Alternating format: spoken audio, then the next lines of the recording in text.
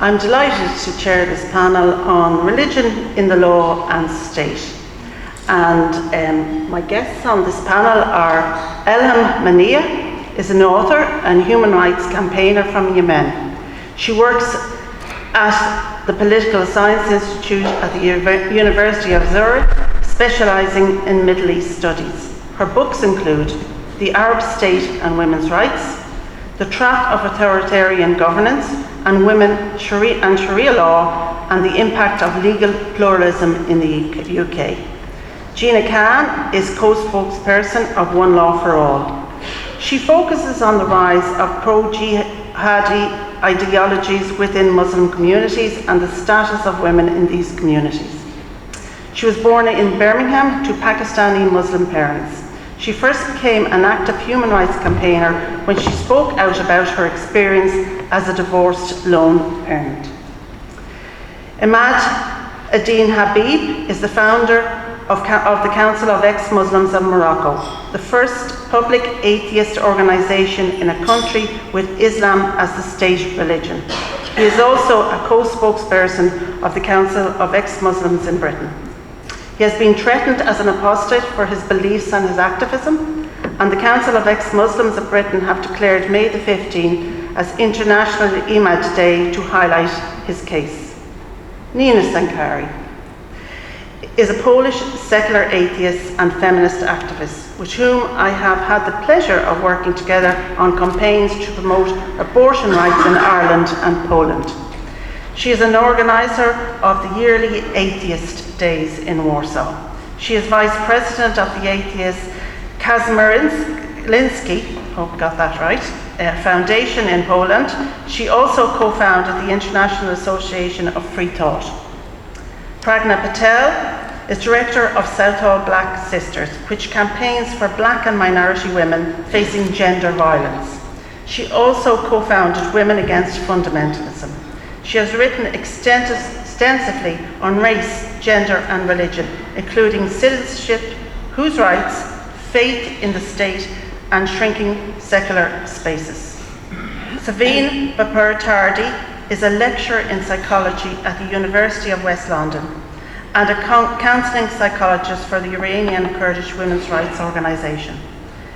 In this capacity, she has provided psychological therapy to women who have experienced honour-based violence, forced marriage, domestic violence, and female genital mutilation.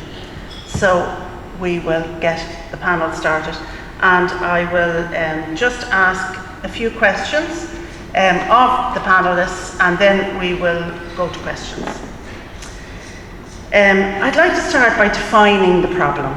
On the face of it, accommodating religious sensitivities into the law can sound democratic. So how does it undermine the integrity of the law? I could ask questions of Pragna first and Gina to outline their views on that, and then we go to the rest of the panel.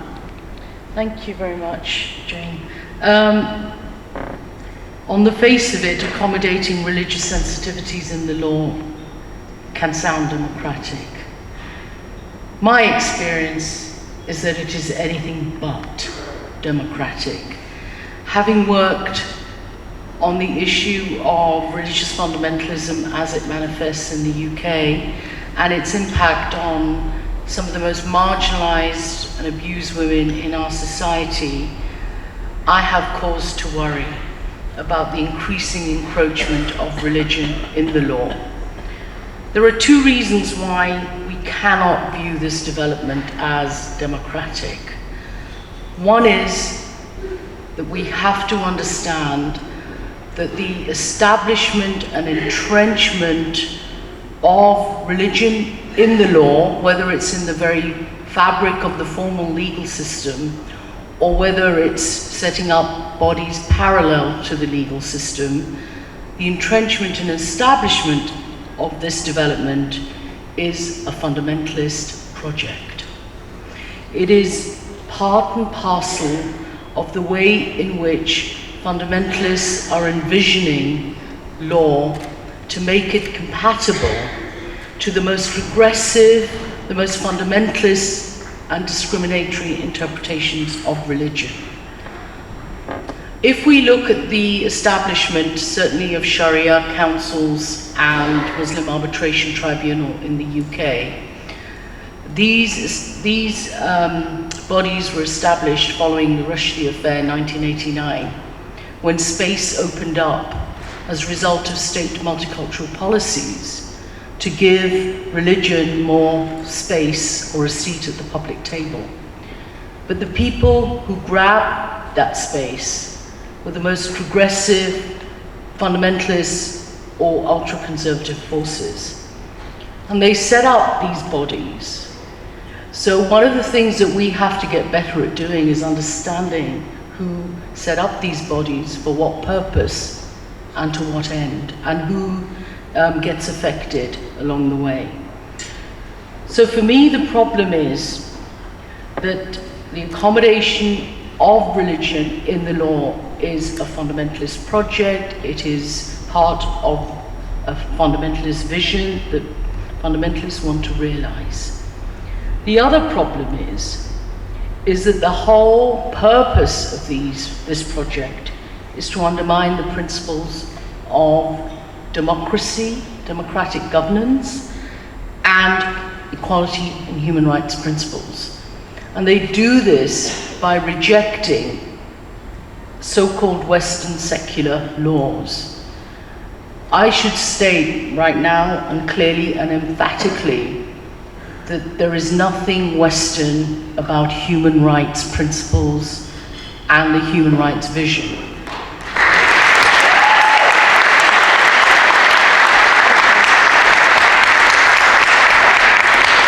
I want to cry when the idea of human rights is manipulated and hijacked by the religious right, by the state, and by the far right for their own agendas. Why? Because human rights have been fought for around the world. The ideas that the very framework of human rights, and Gita Sehgal read out some of the ethos and values behind it this morning when she talked about the Universal Declaration of Human Rights, were fought for by secularists, anti-imperialists, progressive feminists and others around the world. And it is important that we see human rights not as Western, not even as British, which is how many people try to define what are in fact human rights. So we have to defend those human rights which are under threat as a result of these parallel legal systems. I can talk more in a while, but what I would say is that seeing these parallel legal systems and seeing the law in operation in a way that makes them compatible with very regressive religious values has impacted the most on vulnerable women that I see on a daily basis. Women who need to exit from violence against them, from forced marriage, from female genital mutilation, from marital captivity, from polygamy, from child abuse, from honor-based violence, and so on. The list is endless. The harmful cultural practices and harmful practices against women, full stop. They are denied access at every step of the way by religionists operating within the law and within parallel legal systems. These are dangerous developments. They're there to subvert democratic governance and the rule of law. And they are arbitrary systems, discriminatory, profoundly patriarchal.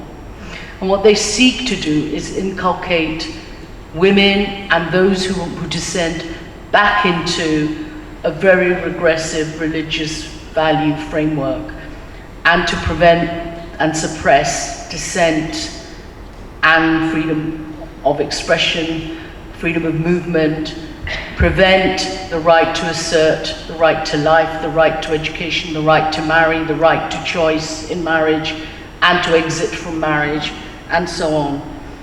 We have worked very hard in the UK to try and keep the law and religion separate. And let me tell you, it is becoming an uphill battle. At every turn, fundamentalists, making further and further inroads into the law. And they've used both education and family law in particular as a key site, as a key battleground. So it is no wonder that I think one of the most urgent struggles that are taking place in the UK today is a struggle between feminists and fundamentalists to seize these spaces, either to inculcate a more humane, a more compassionate, a more progressive human rights value, as far as feminists are concerned. But it is an uphill battle. More recently, we've seen attempts that some of us have made to challenge gender segregation in schools. Gender segregation is also being established as a norm.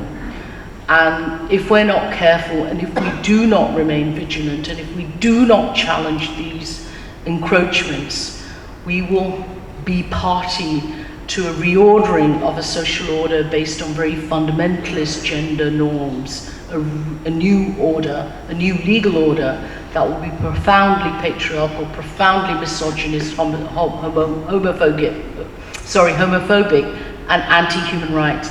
And so I think these spaces, these developments are certainly anti-democratic because they are antithetical to human rights and governance based on the rule of law. Thank you.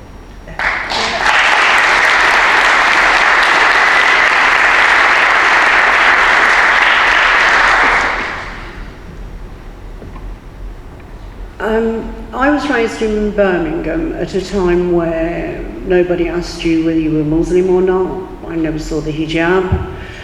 And things dramatically changed over the last 10, 15 years.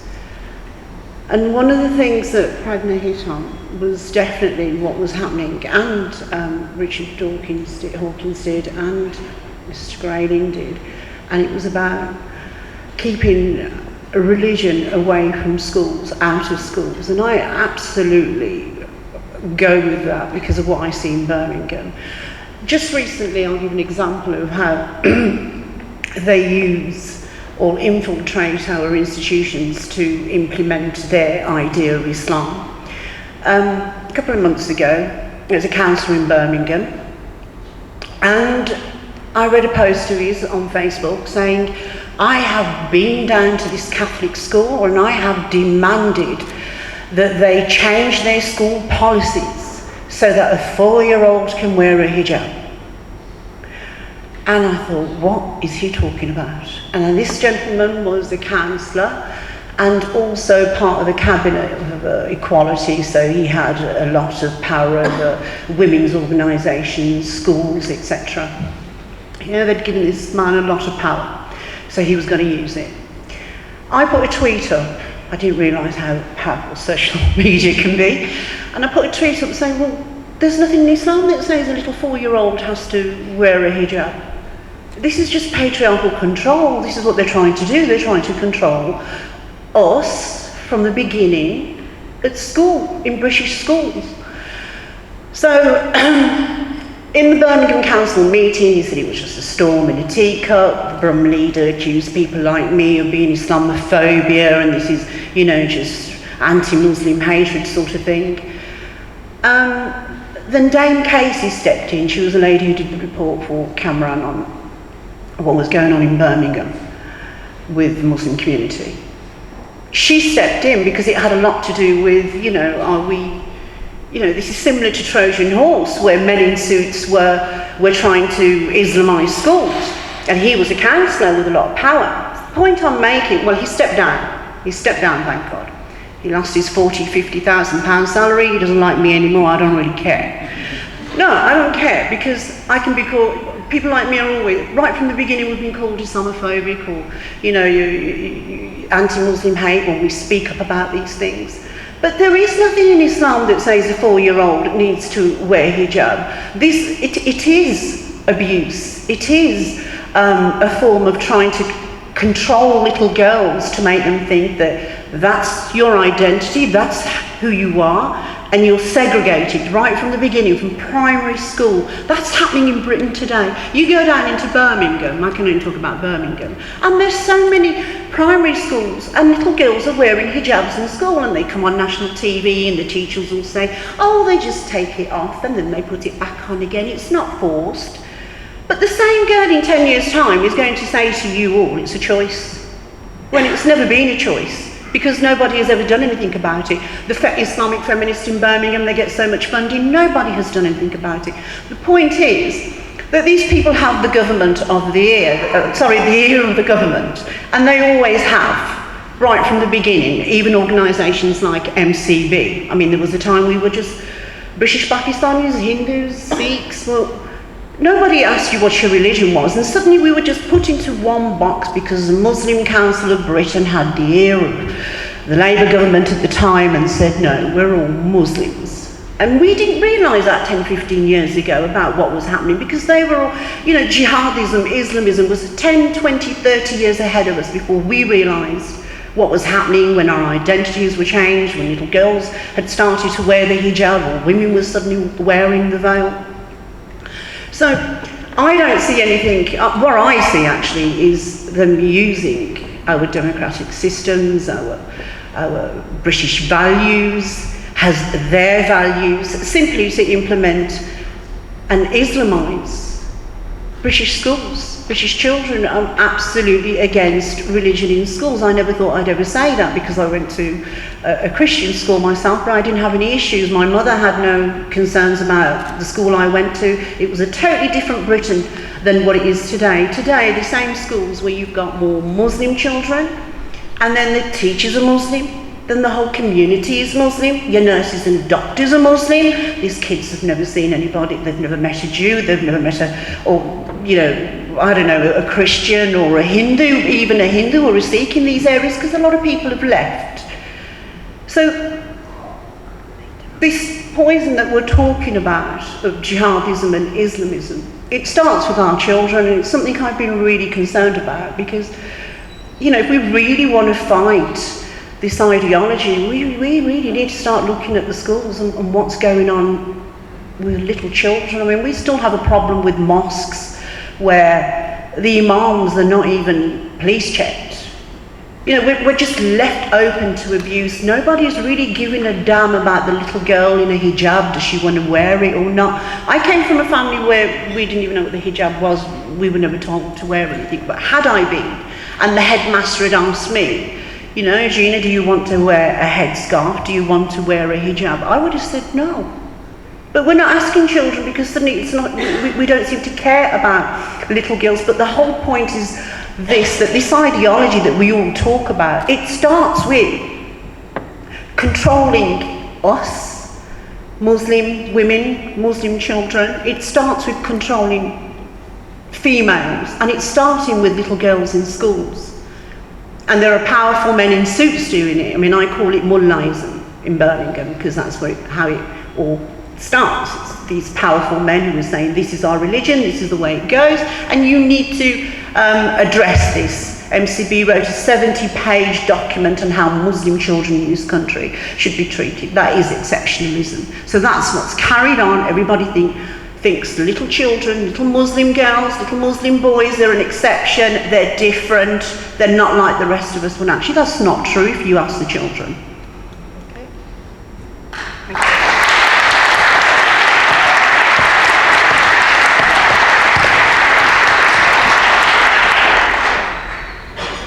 Okay, I just wanted to add that to be religiously sensitive does not require any special accommodation within the law, because doing so we will be promoting religious relativism.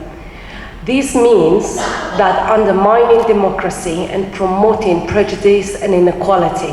And I would like to expand on this by presenting just a case very briefly to show what this would look like.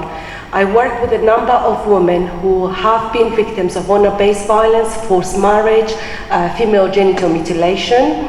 And a number of my clients, who majority are Muslim, when it comes to divorcing, they have often sought divorce through the Sharia courts.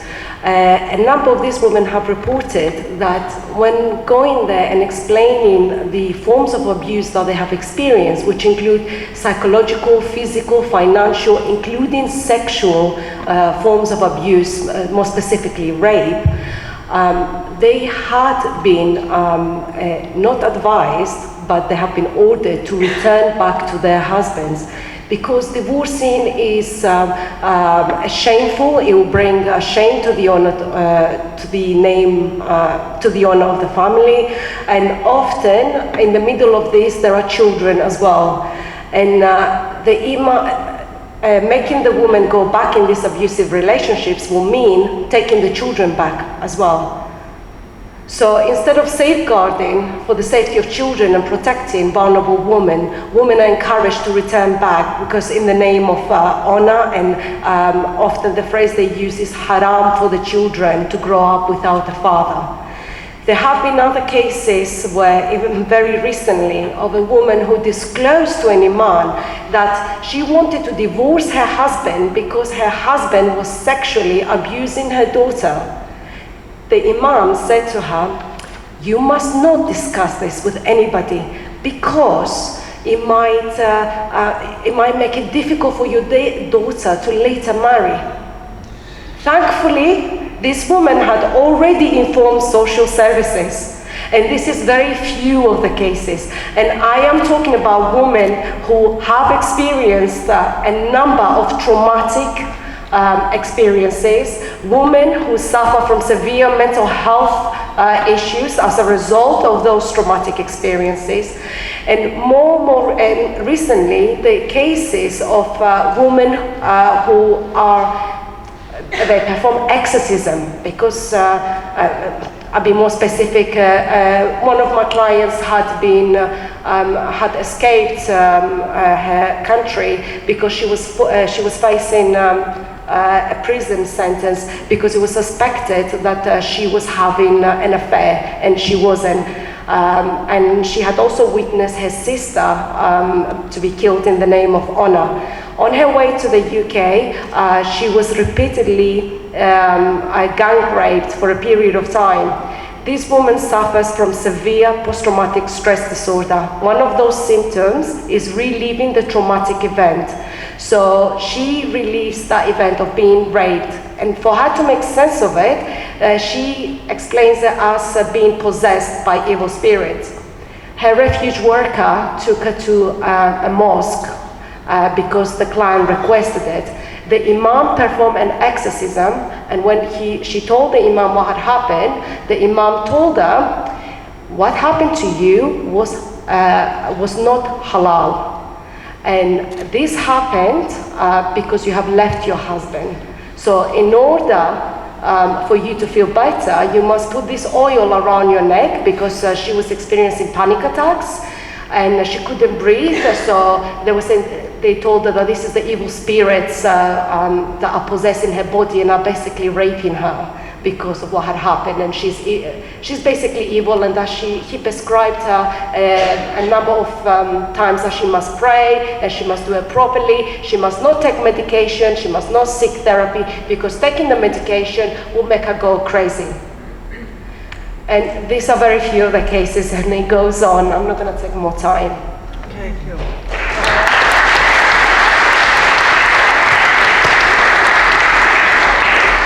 Well, after that, I'll go to Nina.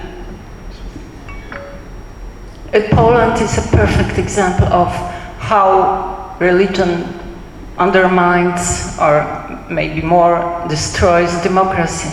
But before speak about it, I would like to ask, why should we consider religious sensitivities, accommodations of religious sensitivities at all, if not because religions are granted special status by our state, and our societies. Do we ever discuss about other sensitivities, for example, aesthetical ones. No, it's just because religion is granted this right and we should not allow it.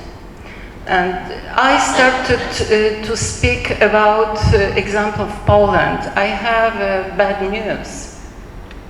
Last night, Poland stopped to be a democratic country. Our right, National Catholic ruling party, Law and Justice, which is all but Law and Justice, voted the last bill that destroys definitely at least liberal democracy. There is a discussion about what democracy is in our country, like in Hungary, for example. There is now a question about illiberal democracy because laws are voted by majority. But if we are maybe not all, we maybe not all agree on what democracy is, we know all what is freedom. Nobody wants to be enslaved. And our history, which is now nearly 30 years after the so-called democratic transition, shows how it could happen. It started with the very beginning of our democracy. It started with the fatal defect of democracy, with the alliance of throne and the altar, of state and church, through the right, religious, Catholic, in this case, parties. And the half of society, at the very beginning, like with the Islamic countries, it started with enslavement of women.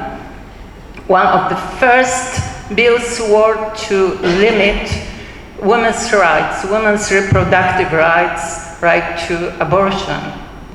And when the half of population is deprived of its right to decide freely of the body and the fate, it is not a half of democracy, it is not a democracy at all. And it happened with the consent of all parties, right and left. All they were ready to pay this price. It was not too high invoice that church issued to its role in the downfall of so-called communists. But we see now very well that that it was now not about religion. It was about power. It was about authoritarian power and denying women's rights. And enslavement of women was just the beginning of the enslavement of the entire society. So we faced from the very beginning changes in the law which granted to the church very big power, and under dictate of the church we had our laws changed, including our constitution, when separation of church and state, when the status of neutral state was denied because our bishops objected that it is included in the constitution. In space of some years, the declarative atheist state, which was the so-called communist state, changed into very real confessional state with obligation to respect Christian values in the school, in the media, with the comeback of blasphemy law. It's not really blasphemy law, it's a bastard of the medieval blasphemy law called the offense of religious feelings. Again, what are feelings and how you can offend feelings? And many other laws that transformed our state into the confessional state, and the religion is always the instrument of control of society. It started with women, but it finished with the entire society, with bills on manifestation, on gathering, which is a very fundamental democratic law, and with destroying the tripartite sharing of powers. We are now without any legal defense in Poland. It's for now, I think. Maybe later on.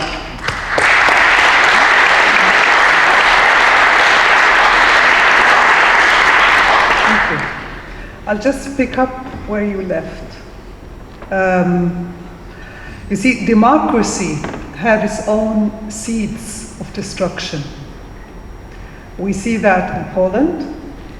We've seen that in Nazi Germany. We've seen it today in the United States with Trump trying to trump international American institutions. And in a way, with majority rule, you could more or less also bring populist, fascist, totalitarian kind of regimes. By the same token, democracy has its own seeds of destruction when it allows for too much tolerance for difference. I'm talking about difference, not talking about diversity. Diversity is beautiful. You're brown, I'm brown, white, believe or don't believe. You are what you are, homosexual, straight, whatever. You are what you are in a diverse society. But when you start to allow space for difference on group rights, when you talk about groups, you're a Muslim, you're Christian, and you have rights, and these rights are attached to religious laws. We're talking about religious laws. And these religious laws infringe inherently on our rights as human beings. So democracy as a concept like this is not enough. You have to have checks and balances. And these should be based on ideas of respect, of dignity and human rights of a human being. And that should be secular. Secular. Because then you can protect all of us. You protect all of us, whether you believe or you're not. And we have a problem here in the United Kingdom. Because we didn't create diversity with all of this space for religious difference. We ended up with segregated societies and with fundamentalism playing on it. Because the issue, we're talking about Islamist groups when we talk about Sharia laws, who were the first who started these Sharia councils, 1982, who created it. Muslim Brotherhoods, Salafi groups, Deobandi, Jama'at al-Islamiyya, all are either fundamentalist groups or political Islam. But while this is the case, there is something different. Put these issues about Islamists. Very important. Religion shouldn't be put in the public space. We have a problem in Switzerland right now where we hear groups who are demanding, we would like in the schools to have space for prayer. That's a public space. There is no space for religion there. Once we take that out It's for the protection of all of us. And I'm saying here, not as an ex-Muslim. It's very important that I'm telling you here. I'm saying here that as a secular citizen. Let's talk as citizens.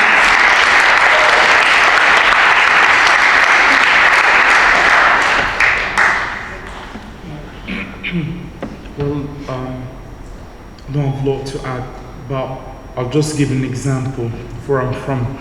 In Western Saharan population live in Algeria, and both Western Saharans and Algerians, they both follow Sunni Maliki Islam.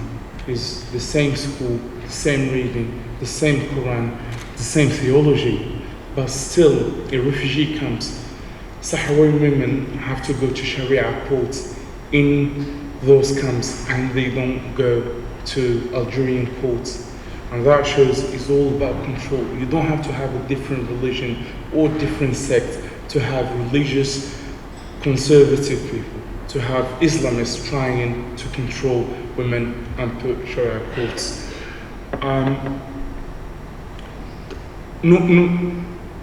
Even if Algerian courts themselves are based on Sharia, judges in Algerian courts, they have to study Sharia and they can judge, and the law, the penal code itself is heavily based on Sharia, but it's not enough. So always, Islamists are always looking for more control. We shouldn't accommodate religious, sensitivities into law, because, as many of you said, in a state we are all citizens, and being a citizen, we should have a common law that protects all of us, no matter what our background, religious views are. And it's always the minorities, always the vulnerable people, always the less articulate, the less educated people that are always a victim of those practices. As we see here, for example, here in the UK, we hear a lot about, for example, Friends or secular countries, and people are quite, very critical of a lot of countries where there is more of a secularization of the public space, of the family law, etc. But we often do not hear about countries where there is no civil family code. They speak about Lebanon or Israel, where people, or Egypt, for example, where there is no interfaith marriage, where unfortunately, not just the Islamists, but also the Coptic Church has taken the civil marriage all the way to the Constitutional Court to block it, and to keep control of their population. And so I think the ultra-conservative, politically religious movement, they always seek to keep control, no matter what the religion is, whether it's Islam or Christianity, etc.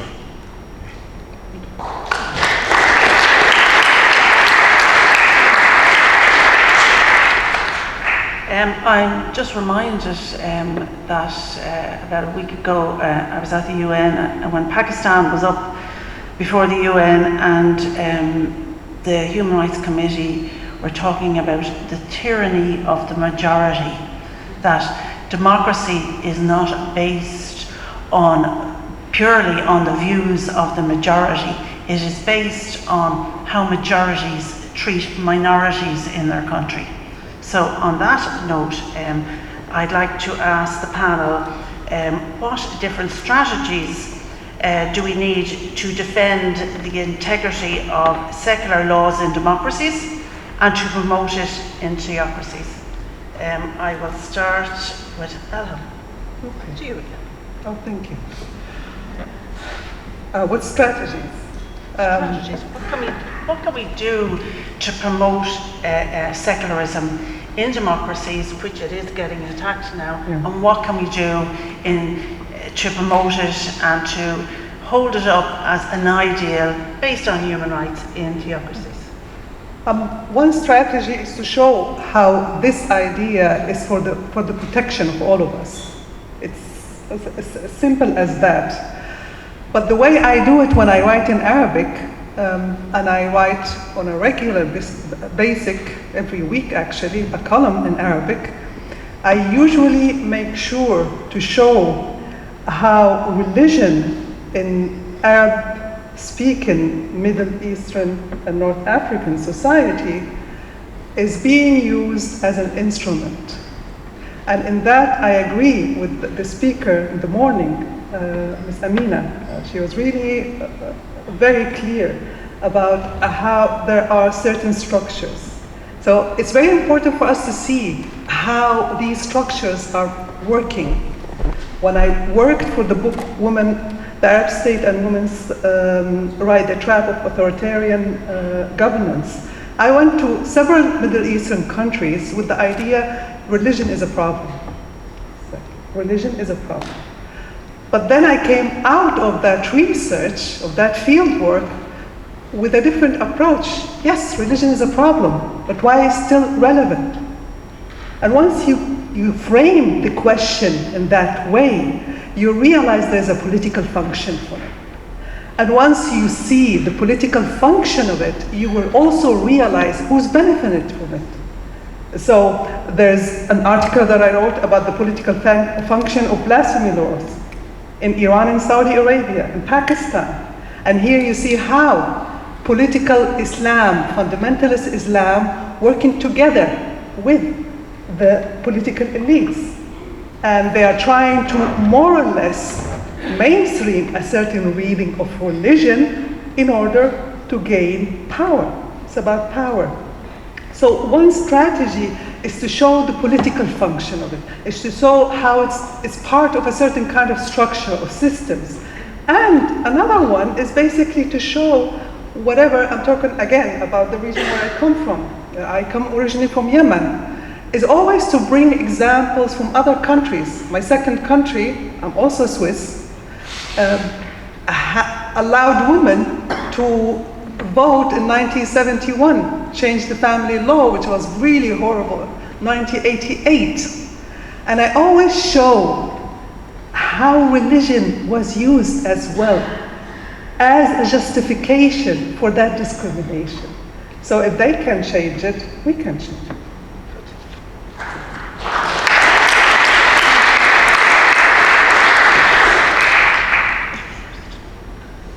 I think when it comes to theocracies, and I will speak about a few examples, when we have, for example, Algeria or Morocco, the majority of the population is Muslim by default. They don't really have the right to be something else. And when it comes to family law, for example, as we spoke about Sharia courts, when it comes to family law, each interpretation of Islam, depending on the country, is applied on the citizens, even if they don't consent to, even if there are other forms of Muslims, etc., it's applied by default on them. And I think the best strategy to counter religious influence in laws in general is to consider people as citizens and have no regard to their religious background or what their parents' religion is. And this way you can have a truly civil, secular family law. But unfortunately, in many countries, there is a complete absence of civil law. So for example, in Morocco, if you're not a Muslim, there is no way you can marry somebody else. There is whether the family called Mudawana, who's for Muslim citizen, or the Hebraic family code, which is for the Jewish minority. And if you're none of those, there is no way you can do that. And also, what happens is there are few cases that are, increasing of religious authorities refusing to marry people or refusing to divorce people, saying, oh, they're not Muslim, so I'm not accepting to marry them, which is basically put those citizens in a limbo, because being a citizen of that country, you have the right to marry, you have the right to divorce. But people are being refused, and the guys, oh, this guy, for example, what happened 2 years ago, that a guy had tattoos and had like metal t-shirts on, etc. And the religious group refused to give him marriage certificate, and the guys say, well, I don't think he's Muslim, so I'm not gonna marry, I'm not gonna accept that marriage. Yeah.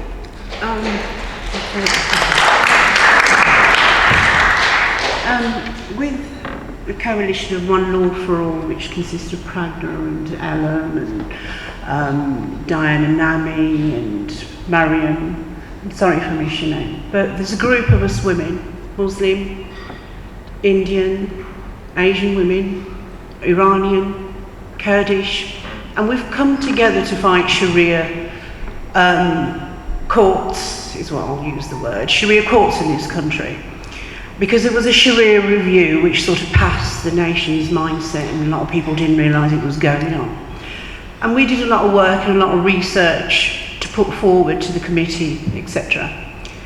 And one of the things I discovered was the rise of polygamy in Birmingham. And actually I knew about it for 10 years. I was a victim myself. My older sister who passed away, she was too.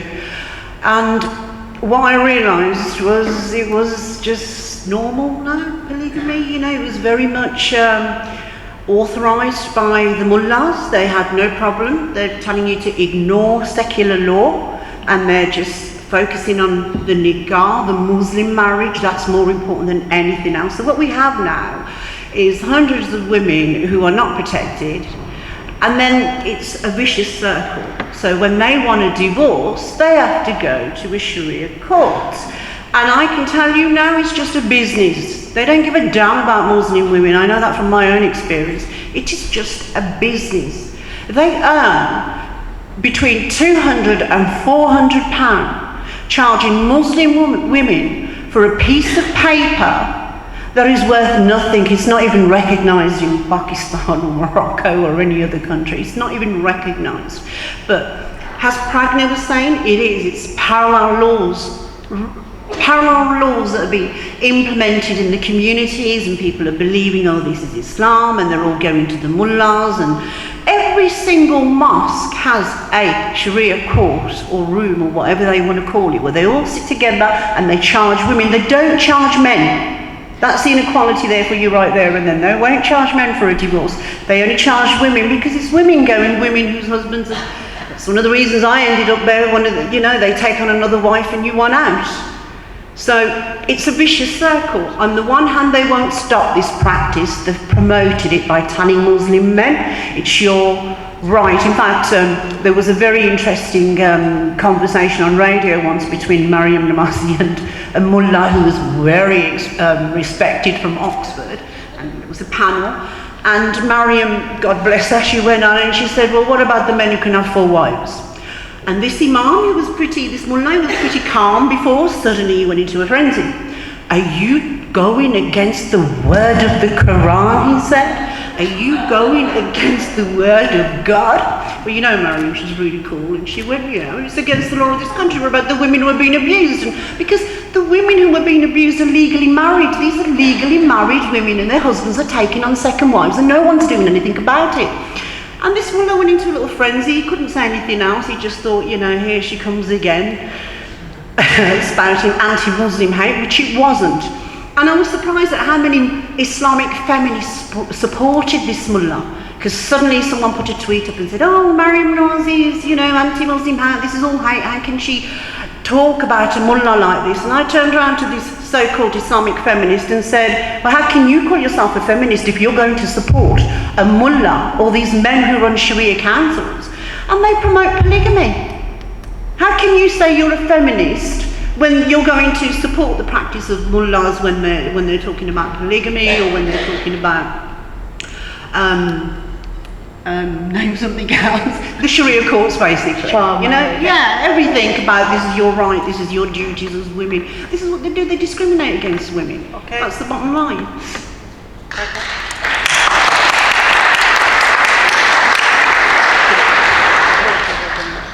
Well, if we knew the answer to how to deal with this, as I suppose, would be closer to dealing with it than we are. Nevertheless, there are spaces, there are strategies that we can adopt. I was very struck by what Nina said about we're left without a legal defence. I think one of the key sites for contestation has to be the law. In the UK, we're very lucky because we've got something called the Equality Act.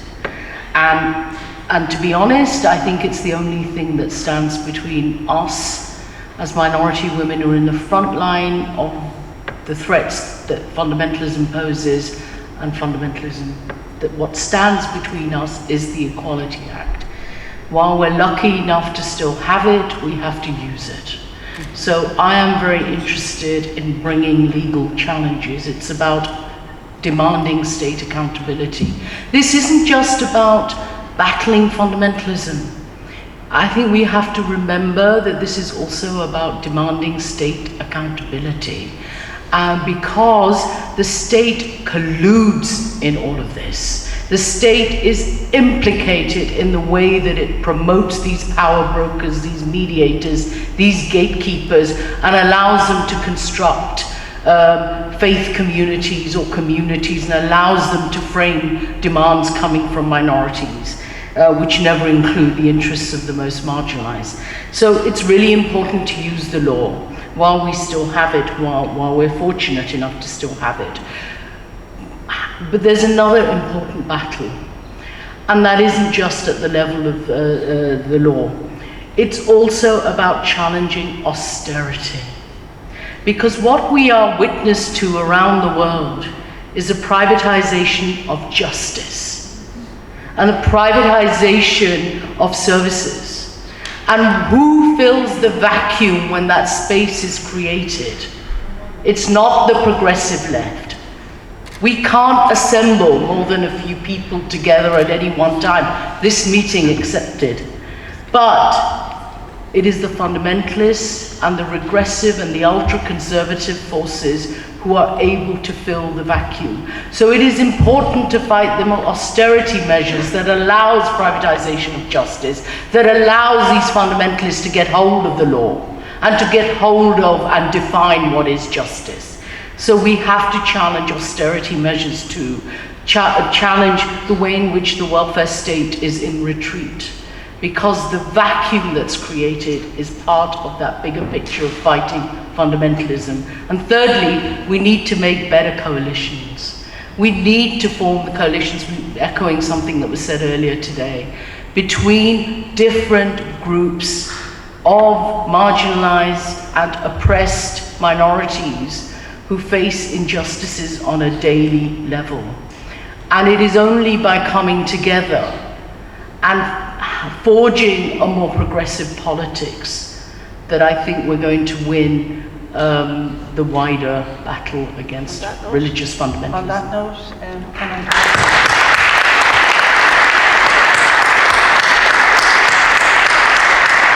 Short remark on regressive left. It's not just the speciality of Islamic, of the position towards Islamic Islam.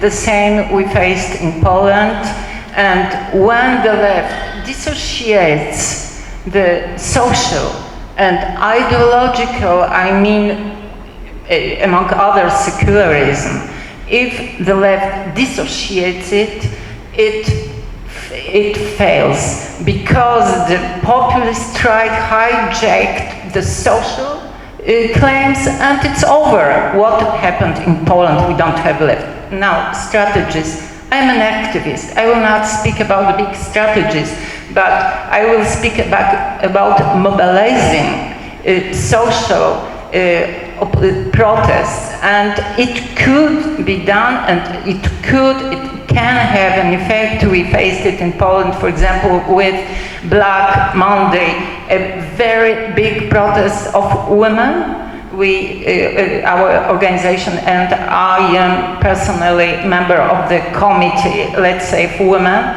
or when women are mobilized for their vital interest and come in tens of thousands to protest, it can stop. And what happened for some time, because they will be back, it's sure, but for some time it can stop to stop the religious right to issue very, very conservative laws. And also, as I said, it was said, I'm one of the organizers of Atheist Days in Poland, and there we invite you cordially. I will distribute our leaflets. We gathered there all the groups that could be our allies as discriminated by religious motivation, on basis of religion, like women, like LGBT, like many other groups that can work with us. Okay.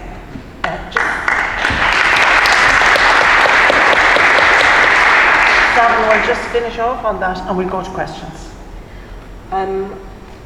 One of the ways I think is to really bring home that human rights are universal rights. And this is regardless of an individual's gender, sexuality, sexual orientation, ethnicity, and etc. One of the main issues that we are facing here in London is many women don't realize that they have rights, that they have human rights. They do not realize that what happens in the Sharia courts is a violation of those rights. And I think we do need to tackle this, because women's rights is a public matter, it's a public issue, and we must all defend it. Thank you.